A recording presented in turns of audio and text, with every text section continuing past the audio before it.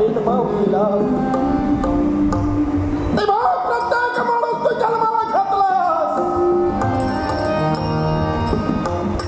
कुणी लहान, कुणी मोठा, कुणी गरीब, कुणी श्रीमंत. भगवान, एका गरीब घराण्यात वाल्याचा जन्म झाला हा माझा दोष नाही तर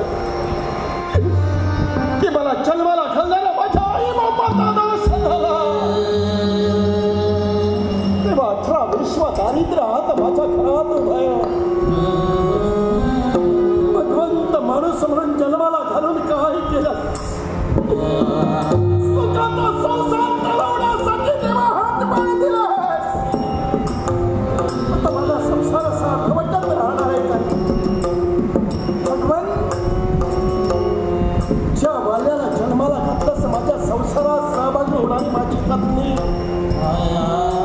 सुखाची सप्तविलासी बाळगत असताना तेव्हा तुझ्या कृपा आशीर्वादानं 2 मुलंही जन्माला आली. पण देवा, आज माझ्या घरात काय परिस्थिती आहे? 18 विश्व दारिद्र्य माझ्या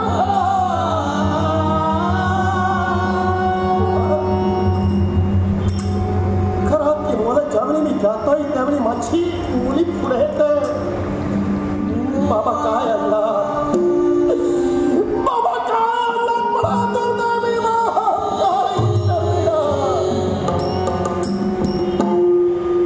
स्वतःच्या मुलाचा उदरनिर्वाह व्हावा, कमाड कष्ट करावे म्हणून तेव्हा प्रत्येक व्यवसायात अपयश येते म्हणून अरण्यात लाकडं गोळा करावी. पण माझा वाल्याचा हेतू आहे. ओल्या झाडावर कधी मी माझी कुऱ्हाड चालवली नाहीये. 2 मोळ्या घरात, 1 घरात आणि एका कुटुंबाच्या रक्षणासाठी एकीचा विक्रय करावा. पण आज मात्र या अरण्यात फिरतोय पण ती लाकडं मलाही मिळाली नाही आहे. सूर्य माथ्याने आलाय. वाल्या भुकेनं तळमळतोय. बराय दिवस झाले आणि आज तेव्हा किती म्हणून सहन करावी माणसाला भूक. लाकडही मिळत नाहीये.